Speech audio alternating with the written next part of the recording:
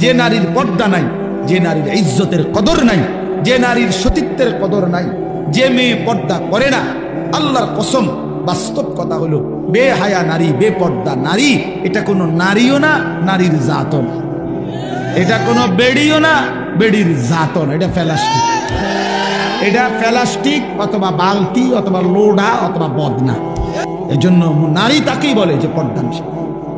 হ্যাঁ, আল্লাহ রাসূল সাল্লাল্লাহু আলাইহি ওয়াসাল্লাম বলেছেন আল মারআতু আওরাতুন, নারী বলে যে নিজেকে পর্দায় রাখে, আড়ালে রাখে, লুকিয়ে রাখে। যার সত্তার ভিতরে, মানে যার অস্তিত্বের ভিতরে, যার রক্তের ভিতরে, যার চামড়ার ভিতরে, যার রক্ত কণিকার ভিতরে পর্দা, হায়া, লজ্জা, নিজেকে লুকিয়ে রাখা, আড়ালে রাখার মানসিকতা মৃত্যু পর্যন্ত বহাল থাকে, তাকেই কেবল নারী বলে। এজন্য বন্ধু, ওই নর্তকী কোনোদিন সুখ দেবে না, বেপর্দা নারী সুখ দেয় না, চরিত্রহীন নারী সুখ দেয় না। বিবাহ বহির্ভূত অবৈধ সম্পর্ক যে করে যেই মেয়ে, খোদার কসম আমি বললাম ছেলেরা, সে যদি কোনোদিন তোমার জীবনে মিলেও সুখ মিলবে না, সুখ মিলবে, সুখ মিলবে। অসৎ নারী, চরিত্রহীন নারী, বেপর্দা মেয়ে, বিবাহ বহির্ভূত অবৈধ প্রেম করা মেয়ে, সে জাহান্নামের আগুন ছাড়া আর কিছু জ্বালাবে না। ফিরে আসেন ভাইয়া, ফিরে আসেন। নিজের হায়াত আপনার হিসাব আপনার কাছে, আপনার হিসাব আপনার কাছে, আপনার হিসাব আপনার কাছে।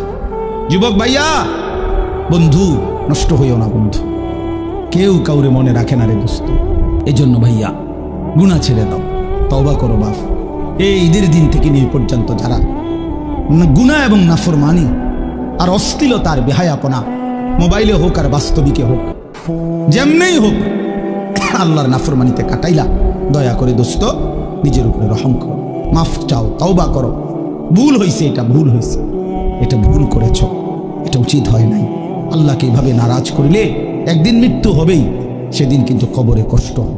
আর অব্যাহত গুনার কারণে বয়স্ক বাবা আপনাদেরকে বলি, খোদার কসম বাপ, যে সমাজে অশ্লীলতা বেহায়াপনা বেড়ে যায়, সেই সমাজে নিজেদের ঘরের কন্যা, নিজেদের ঘরের বোন, তাদের ইজ্জতের নিরাপত্তাও কমে যায়। যে সমাজে মদ বেড়ে যায়, নেশা বেড়ে যায়, জুয়া বেড়ে যায়, সেই সমাজের মেয়েদের চারিত্রিক পবিত্রতাও কমে যায়। এই জন্য নিজেদের পরিবারের পবিত্রতার জন্য একজন আরেকজনের চেষ্টা করা উচিত। যার যেদূর সাধ্য আছে, এতটুকুর ভিতরে হলেও একজন আরেকজনকে, নিজের কন্যা, নিজের ছেলে, নিজের মেয়ে, অথবা যার যেটুকু সামর্থ্য আছে, এটুকুর আলোকে একে অপরকে গুনাহ থেকে ফিরাবার জন্য চেষ্টা করা উচিত।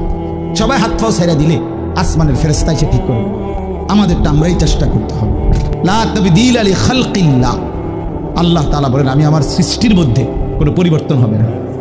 রাসূলুল্লাহ সাল্লাল্লাহু আলাইহি ওয়াসাল্লাম বলেন, সৃষ্টিগতভাবে একেবারে মায়ের পেট থেকে সন্তান যখন বের হয়, তো আল্লাহ নবী বলেন আল্লাহ তাআলা প্রত্যেককে জন্মলগ্নেই সৃষ্টিগতভাবেই ইসলাম মানার স্বভাবজাত যোগ্যতা দিয়েই পৃথিবীতে ভূমিষ্ঠ করে। কুল্লু মাউলুদিন ইউলাদু আলাল ফিতরা, ফিতরাত স্বভাবজাত, সৃষ্টিগতভাবে মানুষের চামড়ায় গরম লাগলে গরম অনুভূত হয়, ঠান্ডা লাগলে ঠান্ডা অনুভূত হয়। এটা কোনো বেটা কিনে আনছে না কোনো কিছু, এটা আল্লাহ তাআলাই তার শরীরের চামড়াটা এভাবে তৈরি করছে।